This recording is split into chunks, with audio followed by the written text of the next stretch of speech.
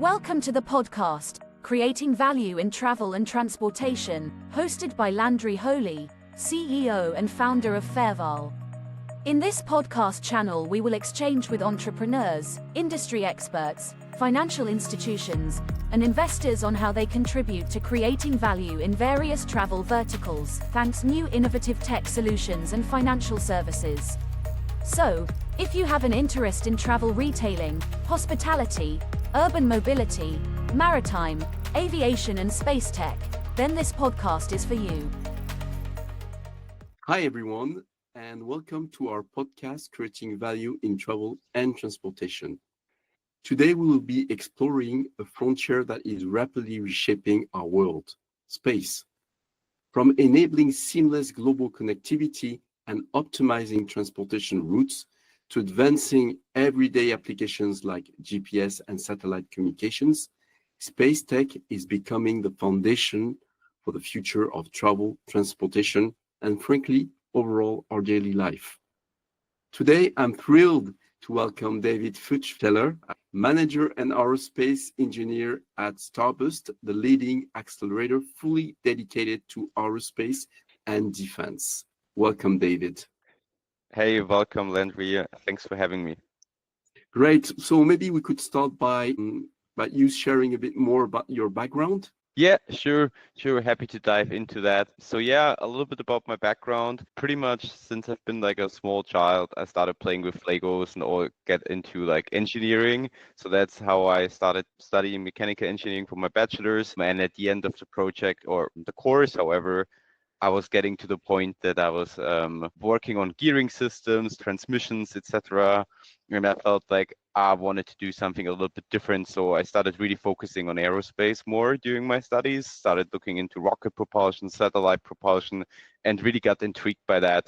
Also for like the kind of books I'm reading. I don't know, maybe you know, like Astro Trackers or Hitchhiker's Guide to the Galaxy, very famous ones. So I really wanted to pursue something more towards aviation, space, etc. And that's where I focused on during my master's studies, really, and got into UEV systems later on. And then during all of this period, I got really intrigued by the startup ecosystem as it was more kind of coming of age, so to say, with the emergence of SpaceX. And then I started looking more sustainable aviation focused ones. And I got really excited by this kind of very thriving, dynamic industry. So I wanted to combine my passion for aerospace and the startup ecosystems. And that's how I ended up now being with Starburst for pretty much the last 5 years. All right. And so can you just describe quickly what Starburst is doing? Sure. We are a consulting agency / startup accelerator / venture fund solely dedicated for the aerospace and defense industry. And so that's what we have been focusing on for the past 12 years. So we are working with our corporate clients as an advisor to on growth projects, meaning like market exploration, go-to-market strategies, development opportunities for new products. How can I position myself as a corporate partner here or as a corporate in this very fast evolving ecosystem, and at the same time also like how can I make sure to stay at the forefront of innovation, meaning through internal innovation programs or working through like external parties. And at the same time, so this is for our corporates, for our startups we are working with, we offer different kind of acceleration programs. So this can be an early stage, very classic pre-seed kind of programs where it's all about the companies just have been formed. It's about getting like the first investment ready, so get them investment ready. And then also we offer, let's say, a little bit more later stage. So usually it's a C to Series A stage companies we work together with.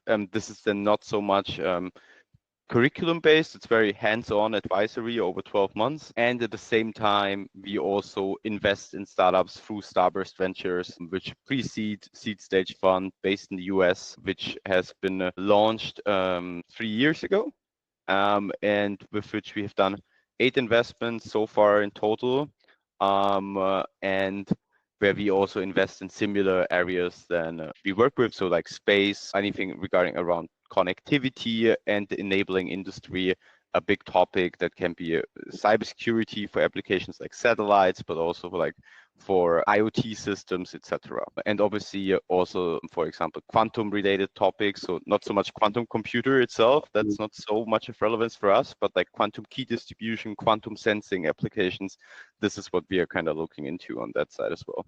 So in the end, we are like uniquely positioned in the ecosystem between corporates and startups in the aerospace, and that's on a fairly global setting, as we have presence in Europe, in Paris, where we are originally from, Munich, Spain, but also obviously the US, and also Singapore and Seoul and Israel. So a very global network to support both our corporates and like startup partners. And just to remind me, the ticket size in your venture side of the business? Yeah, as we invest at a pre-seed seed stage, our ticket size is somewhere up to just a little bit shy of $1 million. Okay, all right, thank you. So now, what is your role in Starburst, David, and what insight actually you gathered through your career in Starburst that is shaping your perspective on the aerospace startup ecosystem? Yeah, so my role from Starburst, I'm located in Munich, in our office here. So I'm mostly working with European clients, and on that side, it's like two things. So one is like the startup topic, startup acceleration, what I mentioned before as well, where I work with around roughly 10 European space startups, very different kind of topics. So they were from like small satellite platforms to cybersecurity for embedded systems, also looking into optical communication or hydrogen propulsion. So it's like a broad area. And I worked together with them in the Starburst accelerator, where we it worked over 12 months with each startup pretty much on very different things, business development, fundraising strategy. So I'm leading that. And on the other aspect, I'm also leading the implementation of innovation programs. So lastly, with one of our corporate clients for an entrepreneurship program, which is like a large supplier of IT solutions for the aviation industry, where we developed and operated an internal program to develop internal innovation projects from like a concept idea to like a market validation stage, which I led jointly with my team. So in the end, delivering value for the corporates on this innovation program implementation and working with startups. That's a little bit my role I have here at Starburst through the last few years. And the insights I gathered on space startups, I think it's like a little bit, so through those years of working there, I've been with Starburst for like, I think the past 5 years. And then there's, I think the lessons I learned, they can be specific to space startups, but they also can be general, right? So, I mean, one of the highest things that I realized working with it is really like the importance of the founding teams. I mean, that's not specific to space, but I think potentially space is an industry which is like just very hard. It takes very long to get to your exit. You need a lot of funds. There will be a lot of technology hurdles along the way. And if your founding team doesn't bring a right like culture dynamic to it plus skills, it will be very hard to deliver in such a hard environment, I think. Also, what I've seen is if mistakes were made early on in the foundational of the company, that will be dragging on later and later more and more, and that will make it even harder if you want to raise very big investments and there's something that you did not properly set up at the beginning of the company, like for example the cap table structure. Either it's very fragmented, lots of different shareholders, or not associated, or the percentage in the cap table is not associated to the value you bring to the company. Is something that I've seen within founding teams as well, which can be a red flag for investors. So these are really things that you need to be sure you implement properly at the start. Another thing is who you selling your solution to, right? And a lot of times it's like you can sell to governments directly or to like corporates, for example, like the big players of the industries, Airbus, etc. It really depends on what you're offering. But though, if those two types of customers, right, the turnaround time of them is very long. Even to identify the right point of contact is a very cumbersome process. And then you will have a first small POC. You might gonna get paid, but at the end, it's like it's covering the costs, and it takes very long to commercialization. So it's a long road ahead of you going through those processes of being procured, so to say. Which kind of links also to another point, right? When you choose your investors, it's very important that you choose them wisely, because we spoke about already that the technology development cycle is very long. The exit cycle on the same point is very long as well. So typically, right, it's like somewhere maybe 6 to 7 years for VC-backed company, really depends on the kind of industry. And aerospace, a lot of times it's more like 10 years plus. So you need to have the right partners on board to be with you in for the long run, so to say. And I think these were a few of the points that I've seen. Another one, which is also that we've seen, I think in the last couple of years, there was a huge hype in aerospace around 2020, 2021. Valuations were totally blown up. And a lot of companies raised very high valuations, and then they all happened to come into trouble at later point in time because they did not achieve what they were going after, and they had to do down rounds later on, or they were not able to raise capital anymore and were going out of business. That is also a thing that we've seen. So it's really important, not just pressure for high valuations, but also think about like what can you actually achieve. And maybe the last comment, I think that's also very specific for startups in aerospace. Governments still play a huge role in your success of the company through various things, right? They can become your customer in the long run. That will take long, but they provide grant funding early on that you will need to be able to de-risk certain portions of the technology before accessing private funding. And potentially, or ideally, it really depends where we are located, they provide you the opportunity to test your technology in space, for example. Especially in the US, they have multiple programs where they support startups not only through giving them cash in a grant, but where they give them the opportunity to launch your payload on a mission to test if it's working. This is like very important because this will also governmental support to a certain degree will also signal to private investors to then pretty much increase the private investment coming into the company. Interesting. And I think what you're mentioning, it seems there's a lot of things which you see in other sectors or startup, but what occurs to me is that everything is multiplied by X. I mean, if you get it wrong in the beginning, I mean, because you have more rigidity to change things, it's longer. And to that extent, if we focus on the process of accelerating a startup, any other unique challenges or key consideration that apply specifically to aerospace versus other sectors? Yeah, I think so. One part about it is that your customer base in a lot of times will be very risk adverse. And so if they are corporates or also governments, they will be very risk adverse. And a lot of times it's like a chicken and egg problem. They will demand space heritage before giving you a contract, but then the question is how you're going to get space heritage. So that is the one thing, right, where governmental support can kind of come in. Another thing, right, we talked about that you need a lot of capital investment, really depending on the kind of project that you're going after. But for space, in principle, a lot of projects require that. And however, there's a limited number of investors that is able to provide funds or who are interested in providing funds to such deep tech ventures that are really high risk, high reward kind of play. It's increasing, right? Because space got a lot more news. It got very public successes with SpaceX, etc. But still, there's a lot, not all VCs will touch space or deep tech investments, I think. We already spoke a little bit about this kind of very long development cycles and procurement cycles as well, especially on the governmental side. So I think there's like a combination of really challenges that what we have, but I think there's also quite a light at the end of the tunnel when you look into it, because I think the space industry, right, while space travel has been around for 60 years, we are still like at the emergence of the industry, so to say. And now in the last 15 years, the development has been rapidly increasing in speed. So it's like really a great time right now to be a startup founder in space, because access to space is getting so cheap. We've seen the drop, like the cost to launch something into low Earth orbit really decrease by the factor of 5 to 7 from like the last few years down. We now have a Falcon Heavy, Falcon 9.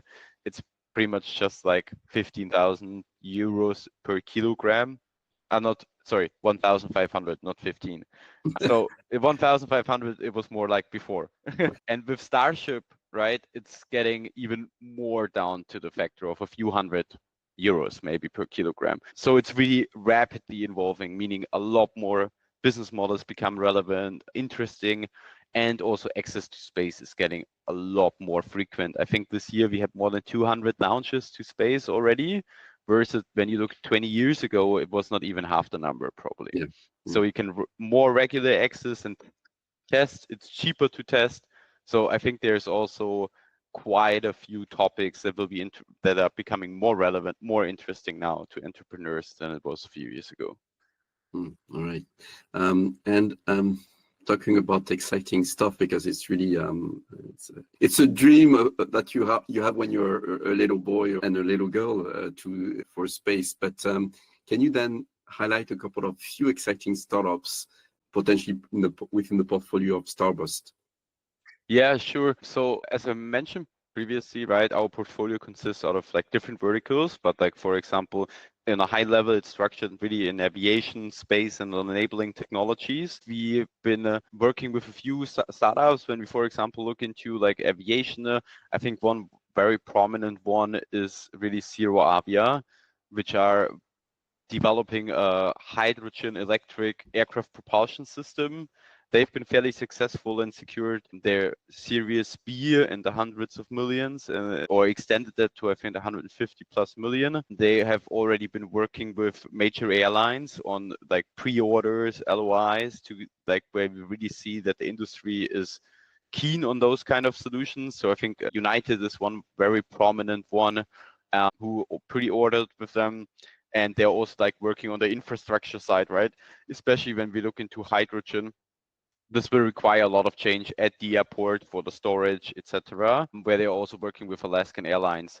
So I think that's like a very exciting one when we look into like decarbonization of air travel, which is been a big focus of airlines, where we're taking the first small steps for like, especially in the regional airplane class. Another interesting one when we come more into like, let's say the space field, that we've been working together with is Orbiter Sidekick. It's a US-based company that is showcasing how space can develop or can provide value to other industries, like, for example, oil and gas in this case. So what they're doing, they're building a satellite constellation of hyperspectral imaging sensors. And with that, they provide the oil and gas industry the value that they are monitoring the pipelines, especially in very remote areas, right, where there's nobody to detect the leak, etc. So they can from space detect any kind of malfunctions on the pipeline and then provide directly to the customer the value to tell them, you know, you should send a team to location ABC. There seems to be an issue. Classify the issue and then help them to kind of solve that as fast as possible. So that's a very interesting one as well. And then a third one that is now, I'd say, more on the defense dual use side, what we see very much emerging, especially here in Europe right now as well, is Red 6, also US-based company. They are mostly working for the military, and what they provide them is like AR, VR training for fighter jet pilots, where they're working together with the US Air Force strongly, where they really help to speed up the training process and where they help them to save a lot of costs along the way as well. So three very different kind of startups, but I think those are giving like a little bit of an overview of what we are working with from aviation space, but also like this kind of defense to use sector. Right. And before we dive into more, the futures, trends, challenges within the industry, let's maybe step a bit backwards and maybe sharing your perspective of what we would call the old space versus the new space. And that is, from my own experience, not so long ago, because I remember one of my sons wanted to do an engineering degree in space, and we asked to the school, what was new in space? Would it be better to be more in aviation? And they were saying nothing has happened in space since years. And that was maybe a bit more than 5 years ago. But since, things have changed. So how would you define this change between new and old space? Interesting. So that's a funny anecdote because in the end, when it's like only been 5 years ago, it was already well underway to change in space. Yeah, indeed. So a few of the things that we talked about, I think, are already factors of new space, this decrease in launch costs. But in principle, when you think back, right, when did space start? In the 1950s, the kind of Sputnik moment where Russia sent the first satellite into space, the race for the moon, that really kind of pretty much cemented our understanding of space in the early days. And what it was all about is that it was large superpowers, mainly Russia and the US, who were racing for technology dominance and also like kind of respect, so to say, in space. And it was really pushed from a governmental side. So the governmental bodies like NASA was having huge budgets, were developing rockets to reach the moon, etc. So it was really public driven. It had very long cycles. It had high costs, and it also had a very this approach of, because space is hard, zero tolerance for mistakes. So it took a very long time to develop something because you did not want to get it wrong. However, this dragged on development very longly. At the same time, when we looked into satellites on the other end, right, satellites were largely having long lifetimes to get the most out of it. So now it kind of changed with new space. And I think one of the things that really fueled this change is what we talked about before, the kind of decrease in launch cost, the more frequent access to space. And now the idea, the whole mindset is a little bit different. The mindset is more, I want to try something very fast. And if it fails, then iterate along the process and adapt um, my approach rather than having a long drawn out development which is very costly. So the lifetime of systems, I would also say, in space decreased. So for example, satellites these days, they have like a life expectancy in LEO of like 5 to 7 years, because after that they want to upgrade them anyway, because the payload that is providing the value in the end is also rapid, like developing so fastly that it will be outdated after 15 years anyway. So the mindset is very different, meaning, as I said, right, shorter lifetime, trial fast, fail fast, what you also see in Starship to a certain degree. New space is not only driven by the governmental side, but it's really driven by the private market, so to say. And I think this is all what kind of defines new space around this. And a lot of more business models are becoming now, as I said before, more relevant. I mean, we are talking about like in-space tourism, we are speaking about asteroid mining, communication networks for the moon, all things that we did not talk about previously where it was largely governmental driven. It's incredible. And from your perspective, what are the main investment areas, the challenges and innovation trends in space then? Yeah, so when we look into the industry as a whole, in principle, you can segment it into, from an industry perspective, right? We have like this access, the launch sector. Then we have like the satellites itself, that they are very traditional, so to say. They have been around all the time. And then we have more like the emerging industries surrounding to like space stations, lunar economy, general logistic providers in space. So that can be anything from debris monitoring to debris mitigation. And then we have also like you can almost call like industrials in the sense of like in-space manufacturing, in-space assembly, maybe power generation. This is becoming more of relevance. So and when we looked into those industries, so to say, there's different layers, meaning we have like the application layers. The application layers really is usually on the software side or very specialized hardware that utilize the data to then derive insights. We have a distribution layer, which is like a combination of hardware and software to kind of connect the infrastructure with the application. And then the infrastructure, right? So these are the people who provide the hardware to build, to access space, to satellites, etc. So this is a little bit how you would structure it.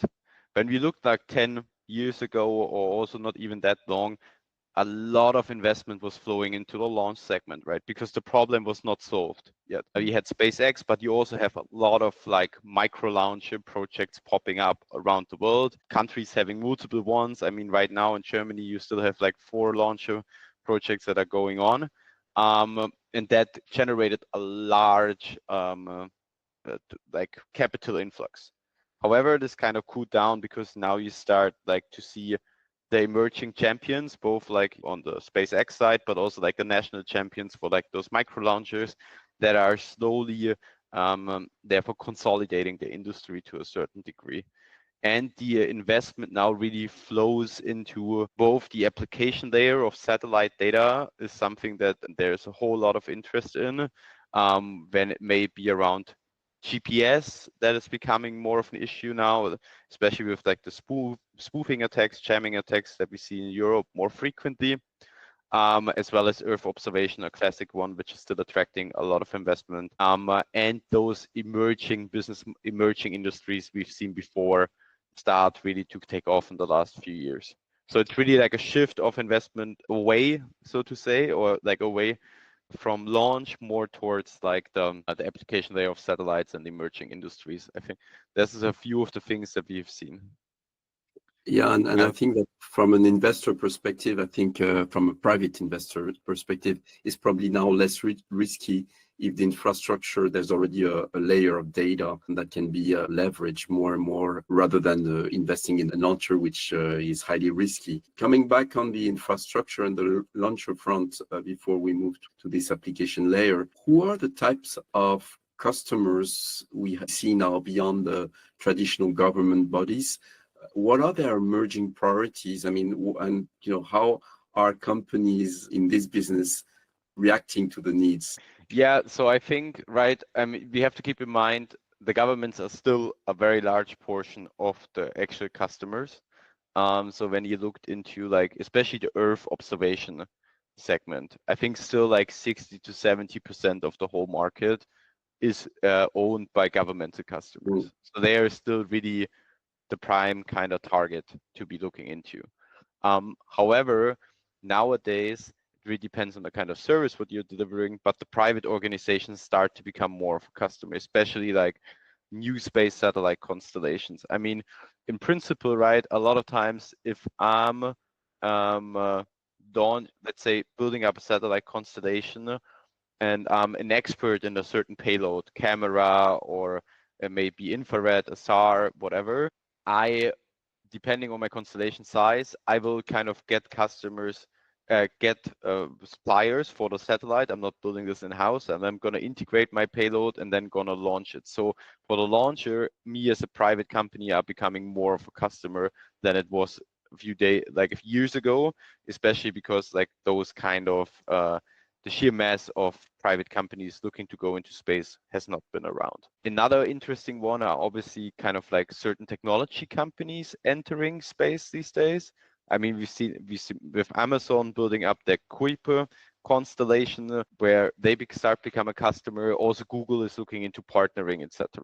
And on the governmental side, what we also have to be aware of, I think, is there were a few traditional space nations, so to say, like still Europe, also the US, Russia, China emerging. They are more like of those emerging space nations because space has become more of a priority for governmental bodies in the future as well, given our higher degree of digitalization. So also nations like Singapore, for example, are building up our own satellite program. So they are also becoming new kind of customers. And obviously companies from the telecommunication sector that have been in space as well for a longer period of time, they are also getting even more active in entering because it could really change their business model in, for example, cell phone coverage, etc. And maybe one interesting one to mention as well, we spoke about tech companies, Amazon, right? We just think of like, for example, Apple. Apple also started investing into satellite operators because they want to provide direct to cell coverage for their iPhones. So also something that you have not seen a few years ago. And I think, especially when you look in the satellite side, what are they looking for, right? So, I mean, obviously it's very cost effective on like the launch costs. It is kind of like the flexibility to launch to specific orbits, if it's like low Earth orbit or if it's really still geostationary, and they want to have a fast turnaround and rapid deployment, meaning that they don't want to wait for a launch ideally a few years ahead, but they want to kind of like be able to launch on a very regular basis there to upgrade their constellations, etc. And I think that is also one of the things that we see here in Europe to be a bit of a challenge, given the the access to space that is very limited with European solutions. Right. That's interesting. Just to come back on the launcher and infrastructure layer. Let's say even the launcher. What I was a bit surprised, even looking at startups, is that there was still what we call these vertically integrated business models, which is you're doing everything from every pieces of the supply chain. You're kind of building it. Compared to other industries in automobile industry, I mean, it's quite, there's different players. It's, would you say that this is still accurate, this vertical integrated approach, or do you see some shifts in the way we are building in manufacturing launchers, for example? I think it really depends on what is it that your mission is, so to say, and the size of your operation. So obviously, when you look, I mean, we spoke about SpaceX a few times already. SpaceX is like a great example for a high degree of vertical integration, right? They do the launches, they build the satellites largely themselves. They're also working on the modems for the telecommunication part, the antennas, etc. So they have very high degree of vertical integration, and that what also provided them the edge to deliver solutions on such a fast pace. However, this model obviously does not work for every startup, I think, for every company, and especially in the early days, a lot of those companies working on Earth observation constellations were pursuing this model. So they were building the satellites, like the solar cells, sails, the payload, everything themselves. But the most important thing is really the payload for them. So, however, that required, again, very large capital investments. Those were not a lot of companies were able to get those. So a lot of companies died along the way. So that's why you see kind of like a shift, I think, these days. So let's say when you take the example of like satellite constellations, I think there's more focus on the payload itself, and then I'm going to build a supply chain, close partnerships with the remainder of, like, for example, the satellite bus, etc., up to a certain degree of size. So meaning if I'm having, let's say, below 50 satellites in my constellation, then it makes sense because I don't really profit yet from like the economics of scale to manufacture my own satellite. I rather procure it. And only if I start to go into like the 50, hundreds of satellites, then it makes sense to have, large volume manufacturing, because you're like replenishing those satellites on a 5-year basis, pretty much, to then benefit from those economies of scale and build up it in-house. So I think, right, it kind of shifted away from being fully vertically integrated to kind of depending on the company size, if I still want to pursue this, yes or no. So it's more of a diversification, so to say, from my point of view. Right. It's interesting because, you were mentioning about the, eVTOL. So everything we just talked about before on the long business model, the fact you have to wait, you have to be patient with the capital, and the challenge to know when your market's going to open. But also what I've seen in this industry is that a lot of automobile players are investing. They have the know-how how to, bring at scale manufacturing. And that's quite interesting because you can imagine that space might be also one playground for those guys. Yeah, I think so as well. I think it's a little bit different. I mean, when you look into the eVTOL space, if I'm not mistaken, right, it's like a lot, Toyota, I think Mercedes, a lot of like the major primes of the industry were backed by automotive companies. I think in space, we've seen people doing this, not at the same degree. So for example, however, the automotive companies realized if the future of the automobile, there will be applications where it will require access to space as well for my cars. So maybe if I want to provide over-the-air software updates, or also everything surrounding autonomous driving, pretty much. So that's where we've seen some companies enter in this space, mostly through investments as of now. I mean, here in Germany, for example, Porsche invested into ESA Aerospace, like a local launcher startup, where they also seen that this starts benefiting them in the long run. So we also see that they start to get interested into that, maybe not at the same degree as like in the UAM space, but still that's definitely something of relevance to them. Right. So now giving the contrast between legacy players, and I recall a discussion I saw on TV on some person working in Ariane saying, if we had the same amount of investment or whatever as SpaceX, we would be able to deliver what's being delivered now. So you look at the contrast between legacy players and new entrants, what in your view are the competitive advantage that's those new startup bring to aerospace? Yeah, I think so. Ariane Group is maybe a good example, right? I mean, they just launched the Ariane 6 a few weeks back. The first launch, which was delayed by I think roughly 4 years, and which kind of closed finally the gap for Europe not having to access to space for more than a year and a half, pretty much.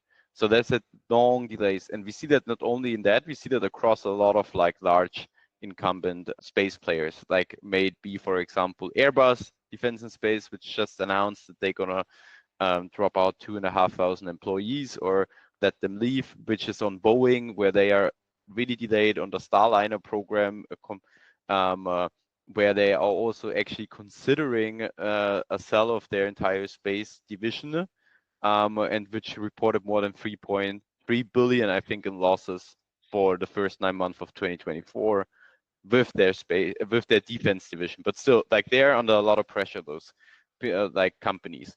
And I think they definitely there's like a factor. I think they kind of missed it a little bit, like the development. Hence the sense a lot of like those satellite manufacturers, they are still focused or were longly focused on delivering large multi-ton satellites for geostationary orbits, like which costs into up to the hundreds of millions, and we have very long procurement cycles, which are highly customized, largely developed in-house, or on the other side, obviously spy satellites, again, very long time, highly expensive. So they kind of missed the shift in the industry to more like the small set, like initially CubeSat, but small set kind of class in the hundreds of kilograms operating maybe in LEO or in MEO in middle Earth orbit, and to produce them at high level. At high volume, I mean. And that's, I think, one of the trends they kind of missed. And also, like, when you look into, like, the legacy launch providers, no launcher so far of them, to my knowledge at least, is reusable. Another thing that would significantly reduce costs, which they also kind of missed. So I think, like, what leads to that is obviously it's very multi-causal. A lot of factors influencing that, right? So one is just those are very large corporations. Their agility and speed is limited, right? They have a lot of bureaucracy. Also, if they make a switch in their strategy that would require restructuring, this is going to be a long-term process as well. And they were building up over years in-house legacy systems that everything is kind of dependent on. So it was very hard to design a system from the ground up, totally like a clean sheet design, I think, which again really increased the cost and increased development timelines. Plus, those players were broadly delivering solution. So they were delivering solutions for very multiple applications in space. And hence their degree of specialization compared to a small agile startup only working on one or two topics, so to say, was obviously less. And I think that's also why they missed certain innovations in certain portions along the lines, I think. Yeah, and I think startups are approaching and leveraging new technologies in a different way. They are really building their product around those, may it be 3D manufacturing, may it be a totally new design concepts for satellites, etc. That those players, for them, it's kind of religious a little bit, if you want to call it like that, while for the others, it's more reliant on their past, so to say. And one other thing, right? Even if you're a big company like Airbus Defense and Space, etc., that still is tricky to invest large amounts of money into certain areas to go after. And I think a startup has like a little bit this advantage to a certain degree through like the access to venture capital, where it's really high risk, high reward, that they can raise large sums and then really focus on this specific niche topic that they want to go after. While in in Airbus, it might be tricky to allocate hundreds of millions to develop a reusable launcher or a new kind of satellite class, for example. And I think that is definitely something that helped startups to accelerate development timelines, reduce costs, and therefore deliver innovative solutions. It occurs to me that the legacy players would gain a lot, by establishing a more efficient collaboration with some of those startups, because that's kind of not duplicating the effort and also leveraging new expertise, new ways of doing things, which are maybe harder to, like you say, to set up in a more legacy organization. So that sets up a really good point on the overall scenery. And I like to come back to what I was introducing in the beginning, which is, how key space or aerospace is for travel and transportation. And could you give us a couple of, downstream applications, which is the area where we see most of the investment, where there's high value use cases that are being developed within the transportation sectors? Yeah, I think we already spoke about a few. So, for example, we spoke about automotive, right? There's a potential for over-the-air updates, autonomous driving. We spoke about the energy sector on monitoring of pipelines, identification of new sites potentially to drill.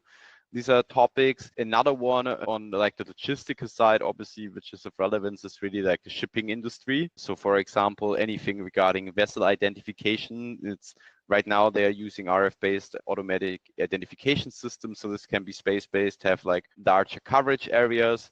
We can provide connectivity for those ships and like on the open oceans in a better way, higher bandwidth, for example.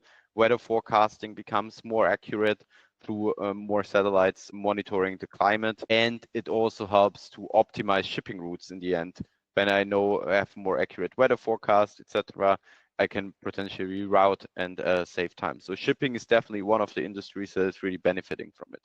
Another one of obviously where also I think your podcast is very has a lot of expertise in is the aviation, right? So as you will probably know, it's anything regarding around like enhanced flight control due to increased GPS accuracy or better coverage, so to say. Also weather forecasting and wind forecasting can really impact aviation as well through like flight path optimization and obviously also like in-flight connectivity, which until a few years ago, it was even hard to send WhatsApp message, like a text, an email or anything like that. And where it becomes, while it's still the penetration of the market right now is still small, it starts to increase, I think, especially in the upcoming years. A lot of major airlines like Qatar, Hawaiian, I think Air France, United have all announced to partnerships with, for example, Starlink, where they will offer then broadband access even during the plane, so during the flight. So this will also be a lot of value to the passengers, the airline, I think. A few others are also the insurance industry, right? Insurance industry can really monitor the risk, any kind of risk to certain sites more precisely, and therefore offer potentially better plans to their customers. And also, I think not so much as like an industry, but the whole topic around sustainability is becoming, I think, also a great beneficiary of the new wave in space due to like more accurately monitoring emissions and also who potentially is emitting more than they admit to. We can also monitor deforestation. So it provides a lot of like the data that we are gathering in space provides a lot of value to a broad sector, I think. And like also when you look into, I mean, we spoke about Starlink already, right? Starlink is obviously providing coverage to the internet to areas that otherwise would not be covered. Like for example, this year for my vacation, I was also on a remote island in Southeast Asia, and there was like pretty much not a whole lot there, but we still had able to access the internet with the Starlink terminal while not even being connected to continuous power. So I think this provides a whole lot of value also to humans living in more remote areas of the world. Coming back to the sustainability aspect, I think it's really important because we have a lot of investment being made But one of the issue we face, and I was talking to someone working in some public funding organization, is really how do you monitor the effect, the benefit of what you're investing in? It occurs that leveraging more space data to analyze, monitor the emission in a more detailed way, for example, is one area which is worth looking at more in depth. Right. So now coming back on further on the use cases. At Fairval, we're passionate about everything around AI, data tech. It's not a buzzword, but a really deep topic that we've been monitoring since years and years, me personally. I wanted to get your views on how AI is playing a pivotal role in aerospace. Yeah, I think there's a few aspects to that. So one is we spoke about that we're having more satellites in space, we are gathering more data in a better resolution, meaning in the end, we have a bandwidth bottleneck to a certain degree between space and Earth to kind of. And there's multiple solutions to that. We are obviously working on a higher bandwidth data links, but at the same time, what AI can help there with, if you can deploy AI on the edge at the satellite in space, it can provide pre-selection, prioritization of data, so that I already analyze what is really that I want to look into, because most of the time when you look into Earth observation, for example, 70% of the data points I might not going to be interested in, depending on the use case, but then those 30% I want to take a closer look. And those are the ones I most worried about, that those are the ones I want to have on the ground, right? So you can have a pre-selection in space. I think they're already certain, like first project that have successfully demonstrated they could almost double pretty much the bandwidth they had with a pre-selection in space. That is like one large use case of AI. Another one is space is becoming more crowded, right? We're speaking about the number of satellites that are being launched in the next decade is going to be more than the previous 51s, pretty much. While it becomes more crowded, right? Objects, they're all flying in a, while we have multiple orbits. LEO orbits is really like the one which is like the most densely populated with satellites. And in that, the objects are flying extremely fast, right? So like the whole constellation management of the satellite to autonomously, in case, to prevent any kind of collision with another satellite, with space debris from a previous satellite, or anything that can hurt my satellite, is becoming more of relevance. And also when you look into now going into deeper space missions, going to Mars or asteroid mining, where just like the latency between space and the spacecraft would be so long that you have to have autonomous navigation or in place, so to say. So that's also where AI can help. Another topic is, we spoke about already, Earth observation, right? The analysis of the data, even if it's on on the ground, then we need to have AI in place to kind of like retrieve the relevant insights, where this can help as well.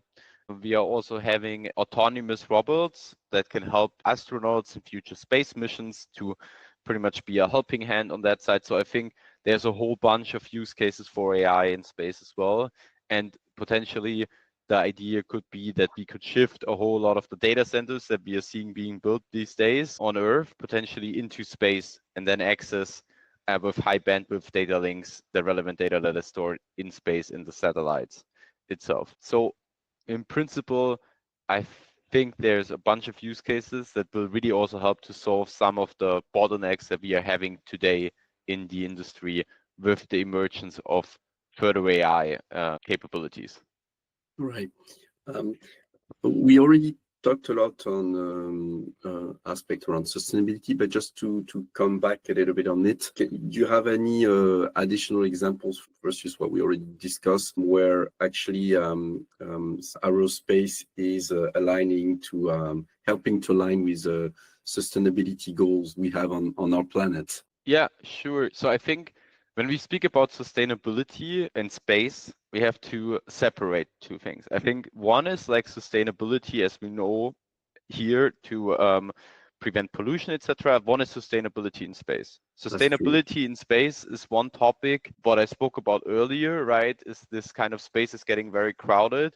Space at the same time is becoming the backbone of a lot of infrastructure that we are using, maybe GPS, telecommunication, etc. So we have to make sure that space is sustainable, accessed by humans as well. So we need to make sure that we can be able to operate those satellites in a space. So we need to be able to provide deorbiting of satellites, that they're not flying around anymore, or we are capturing the satellites, that we don't have any kind of threats for our satellite missions in space.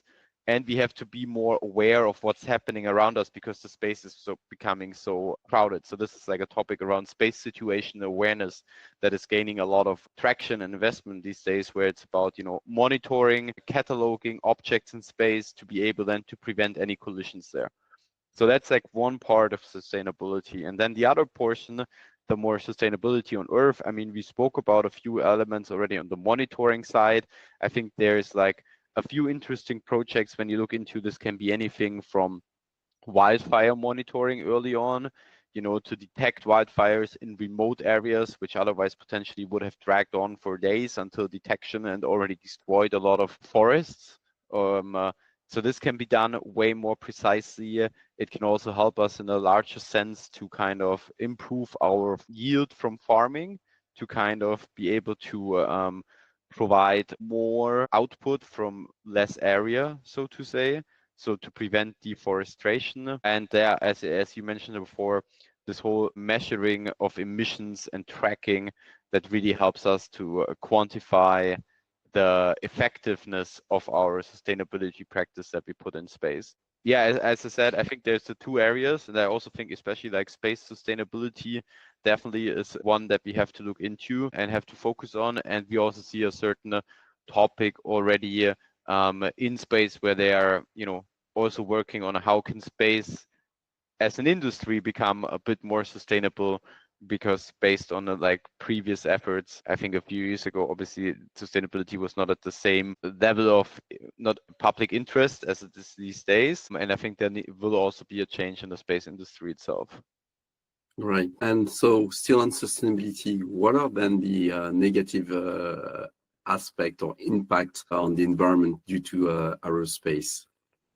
Yeah, I mean, when you look into it, obviously everything that kind of like what it was fueled by, the rockets, right? So to a certain degree, these were like liquid oxygen or logs, etc. They are not all very sustainable fuels, so to say. Also, the type of usage was one of the things, right? Everything was pretty much one use. Compare it still consumed a lot of resources. And I think this is where we are shifting a little bit, right? Where we have propellants are being researched, which are more methane based, or which can be a kerosene fuels based on air capture, where there are NASA projects that can help to kind of prevent pollution from rocket launches, for example. And the whole aspect regarding reusability of launchers, I think, right? So like, for example, the Falcon Heavies, etc., they are doing more than 9 to 10, even more launches before they are fully put out of service. So obviously it's way more sustainable to use the materials in such a way compared to like one-off and then it falls into the ocean. So I think this is definitely some of the topics. And when we look into sustainability in space, right, this whole deorbiting rather than leave the assets just once they're out of fuel, let's just keep them floating around in their orbit. And the whole topic on cataloging those areas as well is something that we see a development for sustainability in space as well. All right. Our discussion is incredible because you really think that space is like thinking out of the box versus what we normally do. This is going to disrupt a lot of players, which brings me to one key question, which is the geopolitical dimension of space. And where I'm coming from is that we see so many superpowers like the US, China into that race, along with, influential billionaires like, Elon Musk. And they're really going into this domination of space, which we see that is really crucial for the future in many industries, many aspects. And we see also Europe that seems to be lagging a bit behind.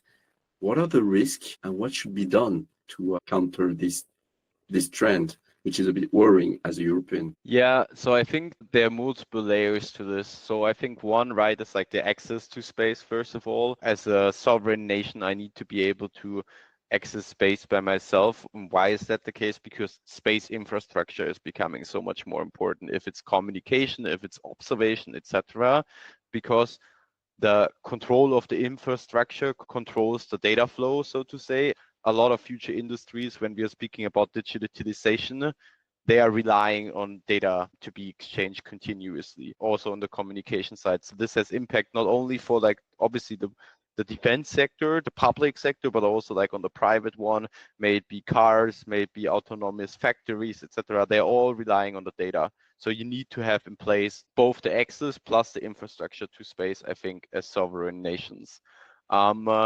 And when we look into Europe, for example, on the launch side, we already spoke about, right? So this is one where we are definitely, we regained access with Ariane 6. Vega got back to service after 2 years being out of service. And we have now multiple small launches coming up, both in France, Spain, the UK, and also obviously Germany. But still, we have a gap there. Right now, I think ESA is launching its payloads still with the US, so meaning with SpaceX, which is obviously still, which is a risk to say. And then on the other side, on the network side, right? I mean, we in Europe, on the infrastructure side, we in Europe, we managed to build up the Galileo for Earth observation. We also have another one, Galileo for GPS and Copernicus for Earth observation, obviously.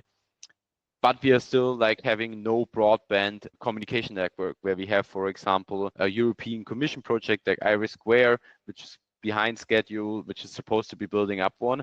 And this is really what we need to do, is to have those Earth observation, GPS, and also communication sovereign networks infrastructure in place as European continent, so to say.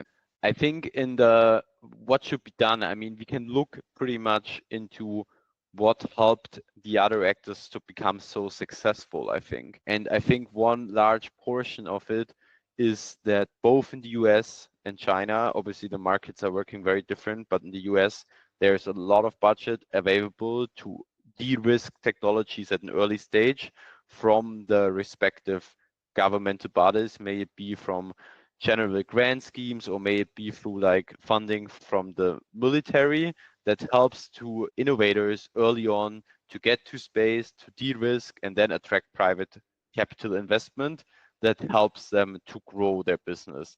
I think this is one of the things that we really need to be getting better in here in Europe. And we really need to support, therefore, also like young entrepreneurs through, I think there's like a few hotbeds in Europe that are doing very good stuff to support early stage entrepreneurs, help them get their business up and running. But there's still in a lot of Europe, the cultural difference is like failure is very bad. It's not something that we learn from it and then get good. It's more that we just failed. So in the end, it was not worth it. And I think that's definitely still a cultural difference. And we need to really work on also, like we spoke about those topics, right? Like telecommunication, navigation of GPS, and then Earth observation. There are other areas where we really need to be aware of. So for example, space situation awareness, right? Obviously it's tracking any kind of debris for my satellite, but it has a lot of military applications as well, because considering if satellites are so important and the infrastructure in space is so important, as a malicious actor, I could specifically target with my satellite other satellites to kind of, shut down the system, so to say. So I need to be aware of what's moving around my satellites and how I can then have mitigation strategies in place to prevent satellites from malicious actors to kill my own infrastructure. This is definitely also something I think we need to focus on.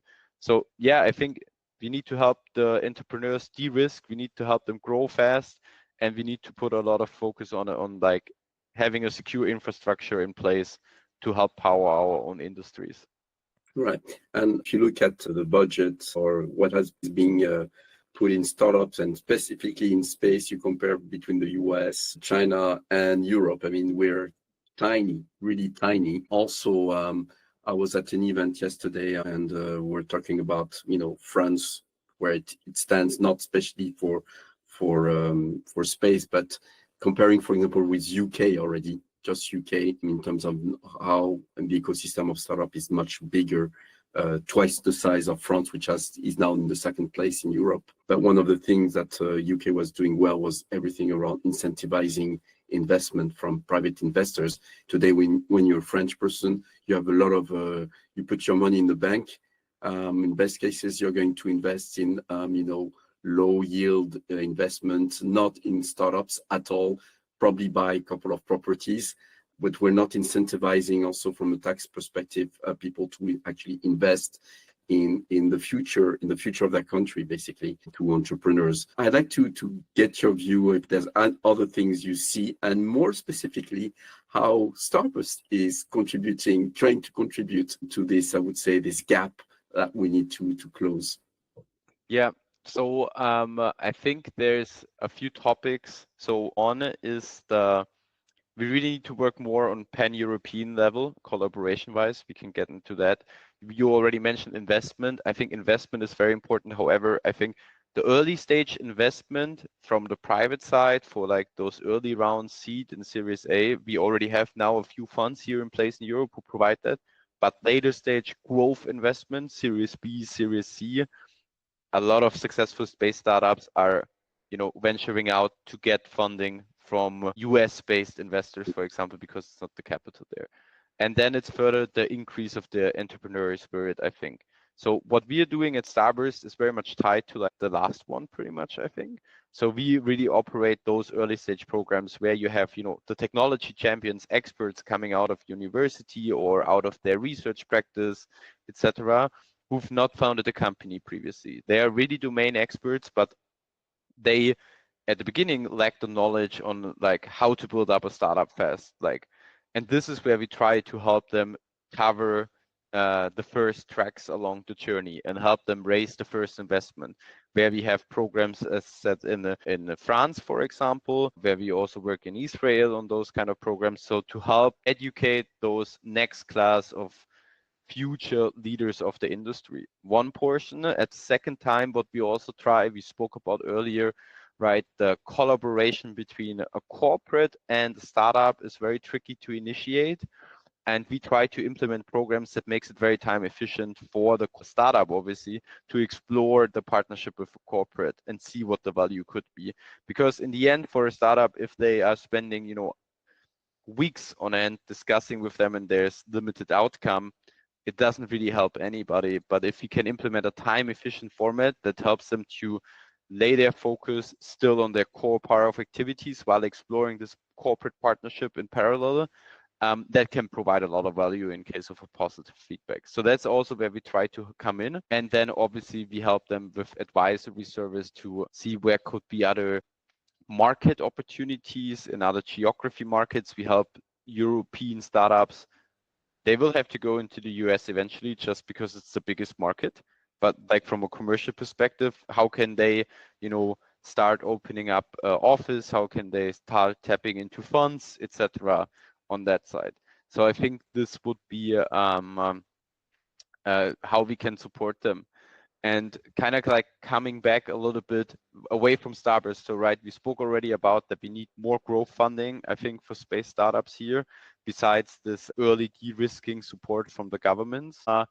And what we can really leverage now as well is there's a lot of push on the defense side and defense budgets being increased, while they're still under a lot of pressure. But this space and defense kind of go hand in hand. A lot of things you can consider to be a defensive operation, or meaning like you need to have in place for a sovereign nation. So we can leverage defense budgets to accelerate the adoptions of space technologies as well, which can really help to this industry grow. And as I said previously, on the pan-European level, I think you can make like an analogy to the defense. When you look into Europe as a whole body, right, we are a very big economic area, but we are so fragmented. So when you look into the defense ecosystem, for example, we have, I don't know the exact number, but when you look into the system classes, tanks or troop carriers, we operate like so many different kind of vehicles across Europe that is very national driven, which it requires a huge amount of investment. When you look into the US, right, they only have a few classes because they are approaching this very differently. So if we manage to kind of act more pan-European wise here to decrease the number of vehicles, for example, we could be way more efficient with the capital we are spending on it. Same applies for space to a certain degree, right? It's like the number of launches or launcher companies we need to have in Europe, something like that, where we should try to come together as a continent and really pursue this as a joint effort, so to say. And I think this could really help to also improve our space capabilities in the long run.